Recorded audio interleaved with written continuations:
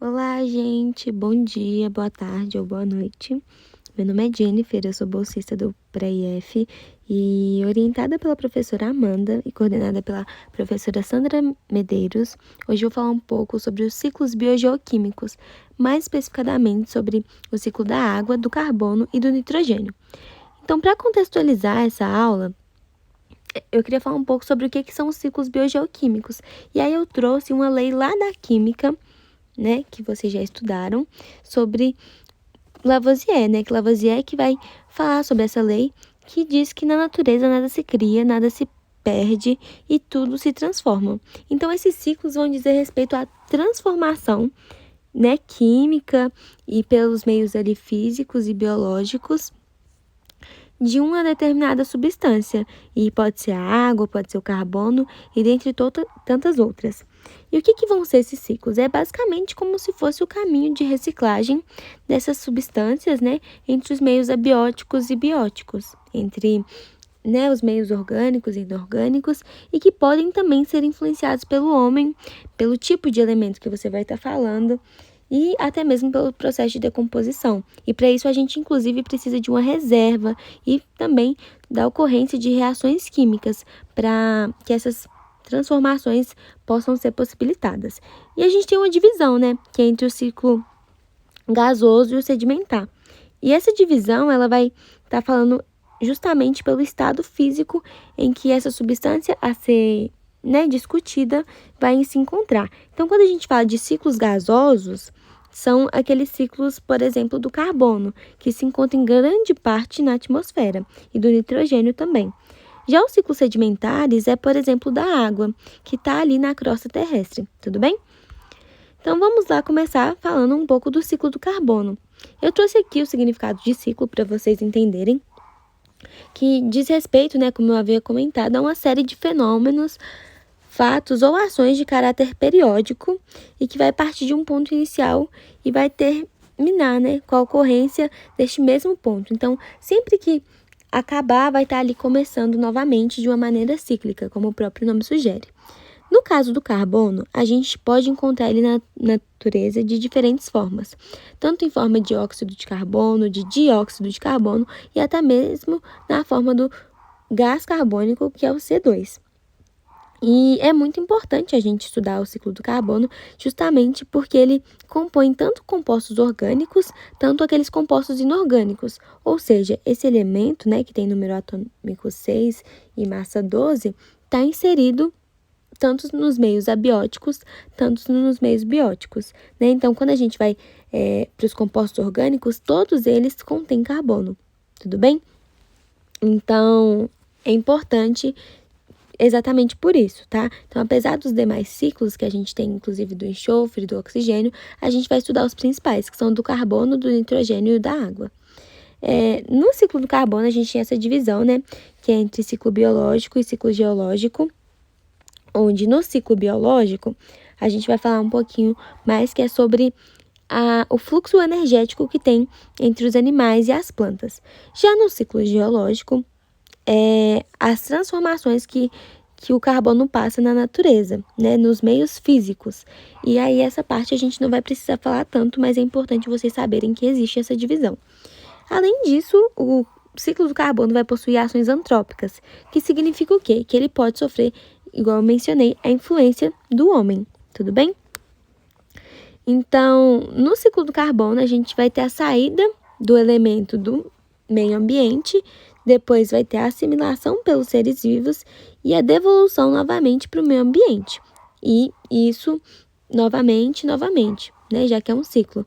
E também vai ter uma troca energética. Eu separei esse esquema para vocês, onde vocês podem ver justamente que o carbono vai estar perpassando. Então, o sol dá energia para a planta, que vai fazer a fotossíntese, e, né, logo depois os animais vão comer essa planta, e aí sim começa o fluxo energético, e através da respiração também tem a liberação do CO2.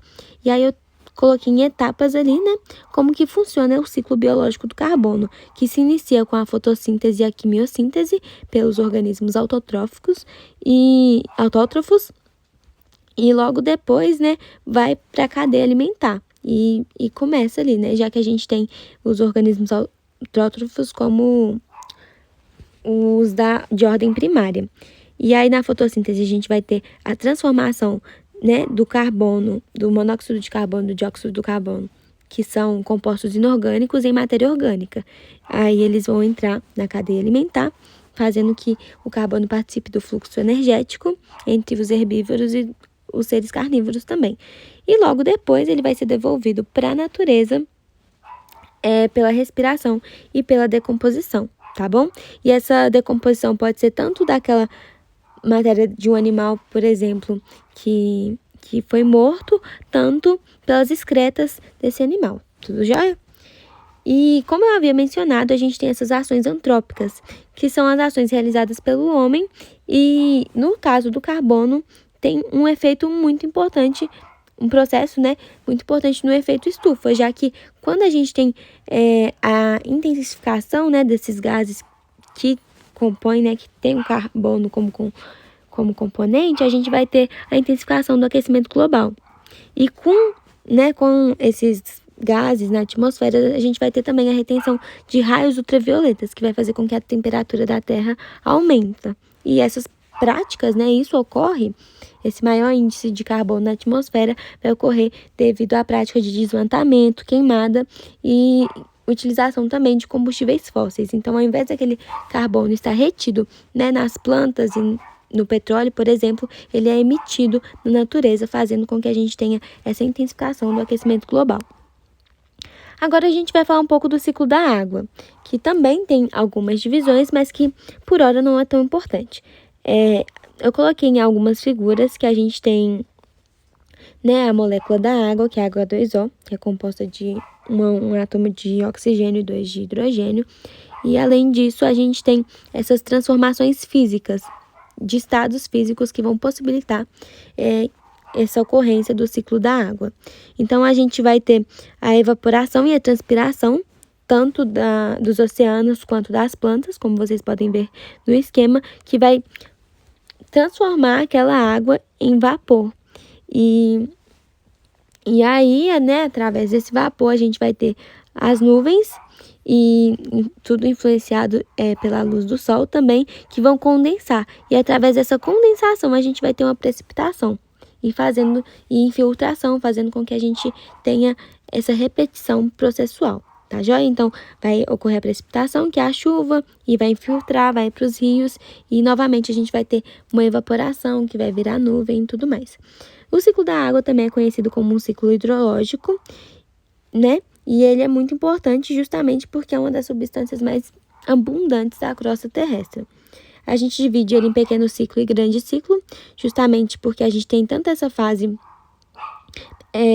física, né, que remete aos estados da água, tanto a fase biológica, que é o grande ciclo, que é quando um animal, por exemplo, come uma planta que contém muita água. E aí a água já vai ter um outro ciclo, vai participar de um outro ciclo. Além disso, a gente tem a ingestão direta e indireta, né, por parte dos seres vivos. Então, os animais, nós, seres humanos, podemos tanto beber a água diretamente, quanto também ingerir algum alimento, como a melancia, que possui um alto percentual de água, e aí a gente vai estar tendo esse consumo, mas de uma maneira indireta. E como que essa água vai voltar, né, pro meio ambiente? A gente viu anteriormente que o ciclo, ele é isso, né? Tá no meio ambiente, passa pelos seres orgânicos, pelos seres vivos e tudo mais, e depois retoma para o ambiente. E a água vai voltar justamente pela sudorese e pela excreção. O que é a sudorese? Esse processo de suar, por exemplo, quando a temperatura do seu corpo aumenta e você começa a suar. E a excreção como o próprio nome diz, né, a excreção direta da água. Como eu já havia falado, né, a gente tem uma importância muito grande desse ciclo, justamente porque garante a constante circulação da água. E também porque é um elemento vital, é um princípio vital que está presente em todos os seres vivos. E tem importâncias, inclusive, agrícolas e agropecuaristas. Além disso, é importante salientar, gente, que só porque a gente entende, né, o ciclo da água, isso não garante que a gente evite crises hídricas, porque as crises hídricas estão associadas com outros fatores para além da circulação da água, tá bom? Por fim, a gente vai falar um pouco do ciclo do nitrogênio, né? E por que ele é tão importante? O nitrogênio, ele representa 79% dos gases que estão na atmosfera. Então, quando a gente respira, por exemplo, a gente está inalando muito nitrogênio. Mas, como está numa forma gasosa, ele é de difícil absorção. E, além de ser encontrado na atmosfera, ele vai ser encontrado em rochas, no fundo de oceanos, em formas de sedimentos também. E para esse ciclo, diferente dos demais, as bactérias vão ter um papel fundamental, já que ele vai se dividir em 4 etapas. Como vocês podem ver nesse esquema, a gente vai ter bactérias fixadoras tanto de nitrogênio, vai ter bactérias desnitrificantes também, que são aquelas que vão converter os nitratos em nitrogênio para a atmosfera. Então, a gente vai ver um pouquinho mais adiante como que funciona esse ciclo, tudo jóia?